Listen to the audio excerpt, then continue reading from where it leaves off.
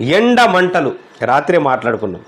వేడి పెరుగుతూ ఉన్నది. ఎందుకంటే శివరాత్రి తర్వాత శివ అనుకుంటా పోతుంది. వాస్తవానికి 26 ఇప్పుడు సంకల్ లేవకుండా ఉండాలి. ఎందుకంటే సంక్రాంతికి సంకల్ లేవకుండా ఉండే చలి మరి కనుమరుగైపోయి ఇలా వేడి ఎక్కువైపోతూ ఉన్నది. ఎండ అంటే కాస్త జరిగింది, ఒక నెల ముందే జరిగిపోయింది. శివరాత్రికి శివ అనేది పోయేది, ఇలా శివరాత్రికి వర్షం పడేటటువంటి పరిస్థితి కూడా ఉంటుంది. శివరాత్రి రోజు వర్షం కూడా పడుతుంది.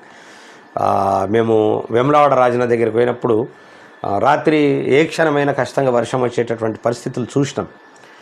చల్లగా చలి ఉండి చల్లే వంటలు చేసుకొని తిన్నటువంటి సందర్భాలు కూడా చిన్నప్పటి నుంచి నేను చూసిన. మరి అలాంటి పరిస్థితి నుంచి అలా వేడి, విపరీతమైనటువంటి వేడి, హ్యాపీగా